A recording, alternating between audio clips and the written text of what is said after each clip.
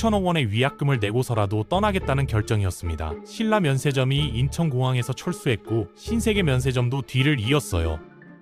불과 10년 전만 해도 면세점 사업권은 황금알을 낳는 거위였습니다. 대기업들은 사업권을 따내기 위해 천문학적인 금액을 쏟아부었고 사업권만 획득하면 수익은 보장된 것이나 다름없었죠. 그런데 지금 면세점은 하기만 하면 손해를 보는 사업이 되어버렸어요. 2024년 인천국제공항의 출국자 수는 역대 최고치를 경신했습니다. 코로나 이전보다 더 많은 사람들이 비행기를 타고 해외로 떠났고 공항은 여행객들로 북적였죠. 그런데 이상한 일이 벌어졌어요. 면세점은 텅텅 비어갔습니다. 사람들은 여전히 해외로 나가지만 면세점에서는 더 이상 물건을 사지 않아요. 도대체 무슨 일이 벌어진 건지 지금부터 면세점 몰락의 전말을 낱낱이 파헤쳐 보겠습니다. 2010년대 초중반 면세점은 기업들이 가장 탐내는 사업이었어요. 인천공항 면세점 사업권을 두고 벌어진 경쟁은 전쟁이라고 불러도 과언이 아니었습니다.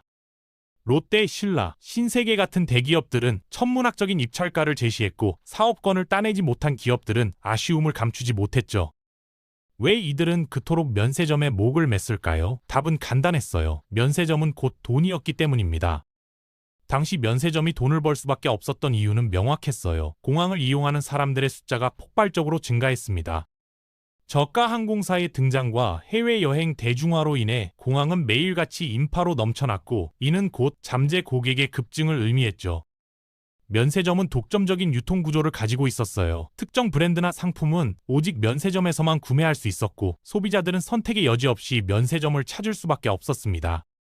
면세점 상품들은 높은 마진을 보장했어요. 세금이 면제된 가격에 판매되면서도 원가 대비 판매가의 차이는 상당했고 이는 고스란히 사업자의 수익으로 이어졌죠. 여기에 더해 면세점은 브랜드 이미지까지 끌어올릴 수 있는 공간이었어요. 명품 브랜드들은 앞다투어 면세점에 입점했고 면세점에 매장을 내는 것 자체가 브랜드의 위상을 증명하는 일이었습니다.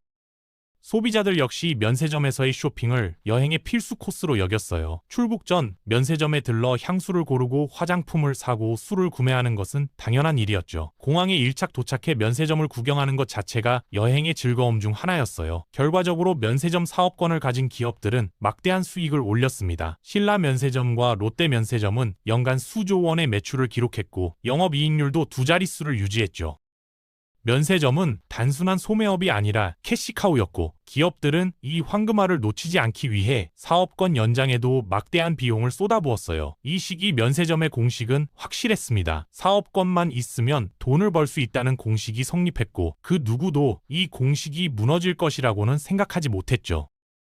면세점 전성기의 핵심에는 중국 관광객이 있었어요. 2010년대 중반 한국을 찾는 중국인 관광객의 수는 급증했고 그들의 주요 목적지 중 하나가 바로 면세점이었습니다. 한류 열풍과 함께 찾아온 중국 관광객은 면세점 매출을 폭발적으로 끌어올렸고 면세점은 사실상 중국 손님들로 돌아갔죠. 특히 단체 관광객들은 면세점에서 쇼핑하는 시간이 여행 일정에 필수로 포함되어 있었고 가이드들은 관광객들을 면세점으로 인솔했어요.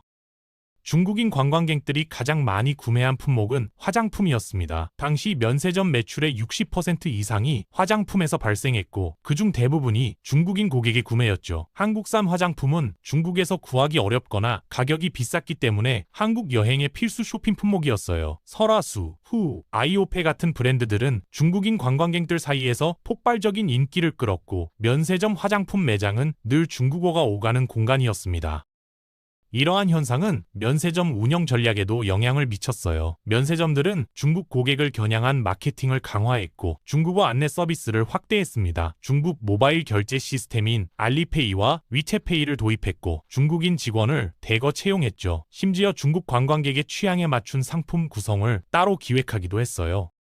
면세점 입장에서 중국 관광객은 단순한 고객이 아니라 수익의 핵심이었고 이들을 만족시키는 것이 곧 사업의 성패를 좌우했습니다. 하지만 이 의존도는 양날의 검이었어요. 2017년 사드 배치 문제로 한중 관계가 악화되자 중국 단체 관광객의 발길이 끊겼고 면세점 매출은 급격히 하락했습니다. 화장품 매장은 한산해졌고 직원들은 손님을 기다리며 시간을 보냈죠.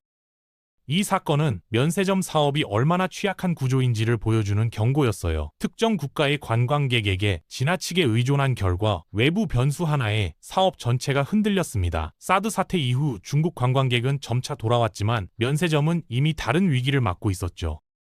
면세점 쇼핑의 풍경이 완전히 달라졌어요. 과거에는 출국 전 면세점 매장을 직접 돌아다니며 상품을 고르고 계산대에서 결제한 뒤 손에 들고 비행기에 탑승했습니다. 면세점은 사람들이 직접 눈으로 보고 만지며 쇼핑하는 공간이었고 매장 곳곳에는 상품을 구경하는 고객들로 붐볐죠. 하지만 지금은 달라요.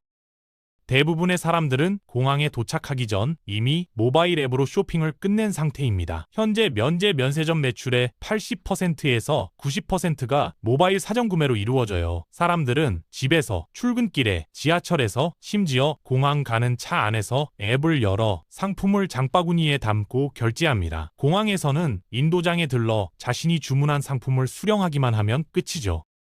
쇼핑백이나 박스를 받아들고 출국장으로 향하는 것이 전부예요. 직접 매장을 둘러보며 고민하고 선택하는 과정은 사라졌고 면세점은 물류 창고처럼 변했습니다. 이러한 변화는 면세점 운영 방식의 근본적인 문제를 제기하죠. 면세점들은 여전히 넓은 매장 면적에 대한 높은 임대료를 지불하고 있지만 실제로 그 공간에서 이루어지는 구매는 극히 일부에 불과해요. 화려하게 꾸며진 디스플레이와 진열대는 더 이상 매출로 이어지지 않습니다. 고객들은 매장을 지나칠 뿐 멈춰서 상품을 살펴보지 않아요. 직원들은 텅 매장을 지키며 간혹 방문하는 고객을 응대할 뿐이죠.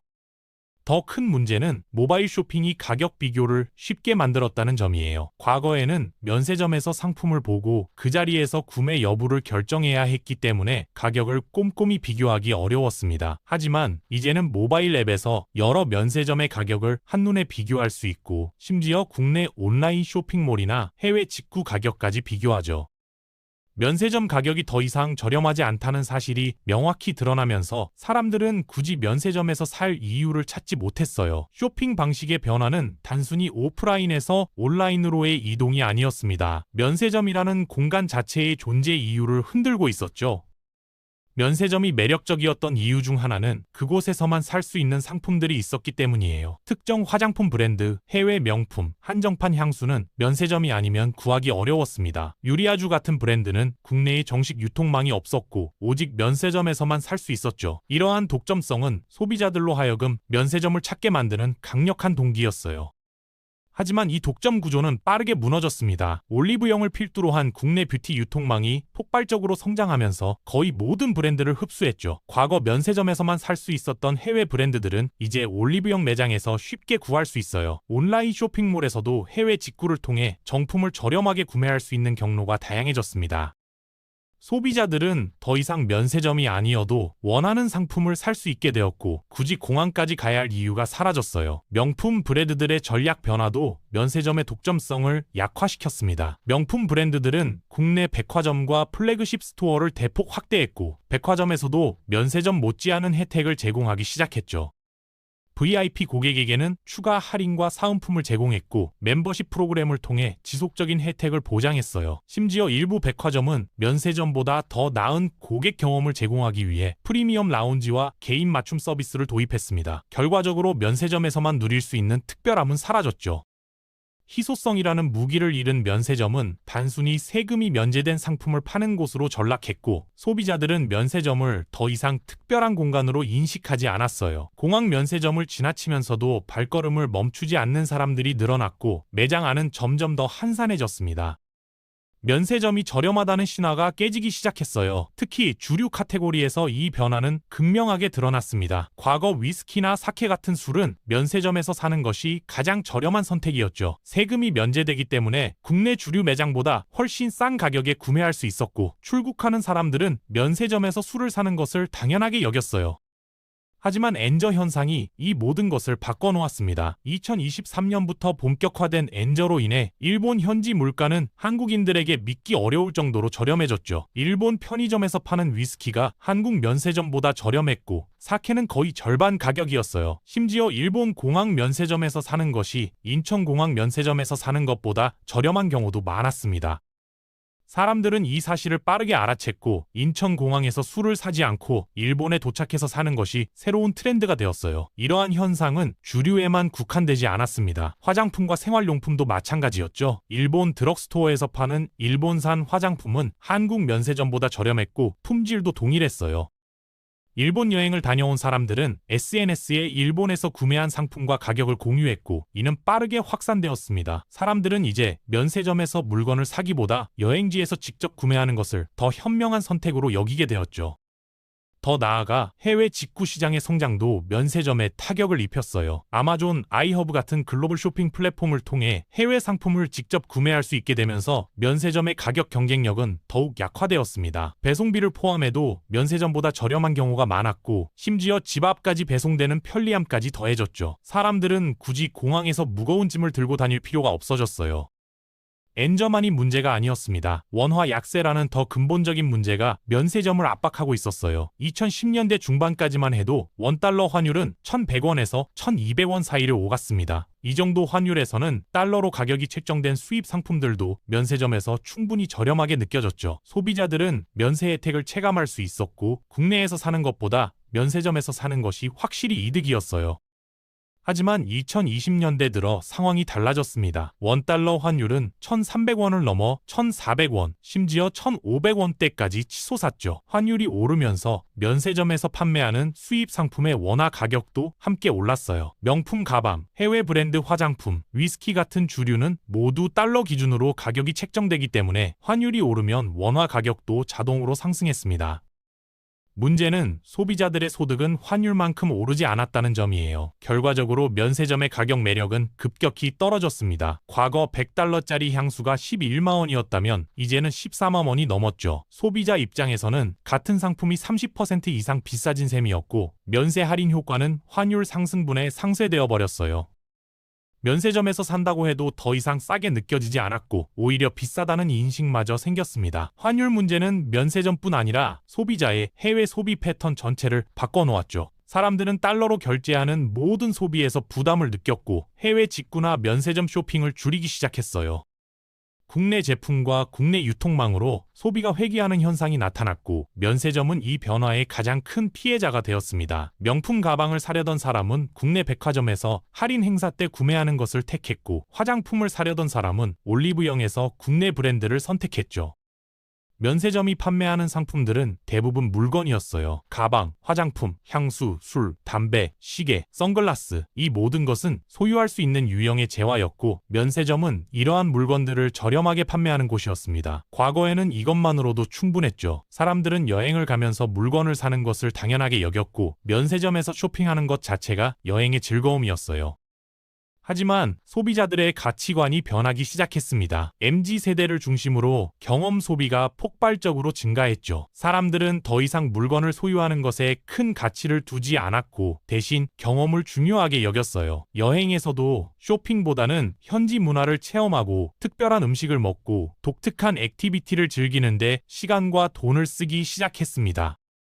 명품 가방을 사는 대신 미슐랭 레스토랑에서 식사를 하고 향수를 사는 대신 스카이다이빙을 체험했어요. 이러한 변화는 비단 MZ세대에만 국한되지 않았습니다. 전 세대에 걸쳐 경험 소비 비중이 늘어났고 물건 소비는 점차 줄어들었죠. 특히 면세점에서 판매하는 상품들은 사도 그만 안 사도 그만인 품목들이 대부분이었어요. 명품 가방이 없어도 생활하는 데 지장이 없고 면세점 화장품을 사지 않아도 국내에서 얼마든지 대체할 수 있었습니다. 소비자들은 점점 더 필수품이 아닌 사치품에 돈을 쓰는 것을 꺼리게 되었고 면세점 상품들은 우선순위에서 밀려났죠. 게다가 미니멀 라이프와 가성비 소비 트렌드도 면세점에 불리하게 작용했어요. 사람들은 불필요한 소유를 줄이고 정말 필요한 것만 구매하려는 경향을 보였고 충동 구매를 지향했습니다. 면세점은 본질적으로 충동 구매를 유도하는 공간이었죠. 화려한 디스플레이와 한정 혜택으로 사람들을 유혹했지만 이러한 전략은 이제 더 이상 먹히지 않았어요. 모든 문제의 정점에 인천국제공항의 임대료 정책 변화가 있었습니다. 과거 면세점들은 고정 임대료를 지불했어요. 매출이 많든 적든 일정한 금액을 공항 측에 내는 구조였고 면세점 입장에서는 매출이 증가할수록 수익성이 개선되는 시스템이었죠. 2010년대 면세점 매출이 폭발적으로 증가했을 때 고정 임대료는 면세점 사업자들에게 유리하게 작용했고 그들은 막대한 영업이익을 올릴 수 있었어요. 그러나 코로나가 모든 것을 바꿔놓았습니다. 2020년부터 2022년까지 국제선 여객수는 급감했고 면세점 매출은 바닥을 쳤죠. 고정 임대료를 감당할 수 없었던 면세점들은 공항 측에 임대료 인하를 요청했고 일부는 지불 유예를 받기도 했어요. 인천공항은 면세점들의 어려움을 고려해 임시 방편을 마련했지만 근본적인 해결책이 필요하다고 판단했습니다.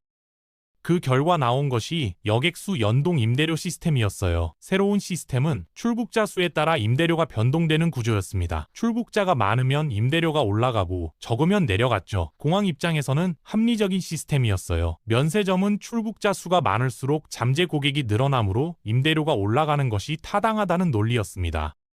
하지만 면세점 입장에서는 재앙이었어요. 왜냐하면 출국자가 늘어난다고 해서 면세점 매출이 비례해서 증가하지 않았기 때문이죠. 2024년 인천공항 출국자 수는 코로나 이전보다 많았습니다. 하지만 면세점 매출은 회복하지 못했어요. 사람들은 공항에 왔지만 면세점에서는 물건을 사지 않았습니다. 모바일로 미리 주문하거나 아예 구매하지 않고 지나쳤죠.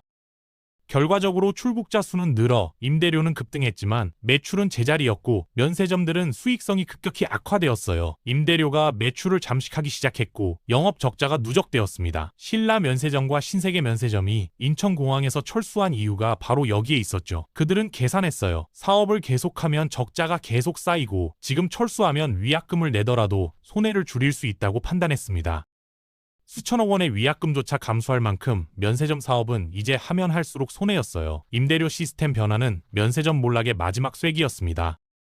면세점은 더 이상 팔기만 하면 되는 공간이 아니에요. 단순히 상품을 진열하고 세금 면제의 혜택을 제공하는 것만으로는 생존할 수 없는 시대가 되었습니다. 여러 요인이 복합적으로 작용하며 면세점이라는 사업 모델 자체를 뿌리부터 흔들었고 과거의 성공 공식은 완전히 무너졌죠.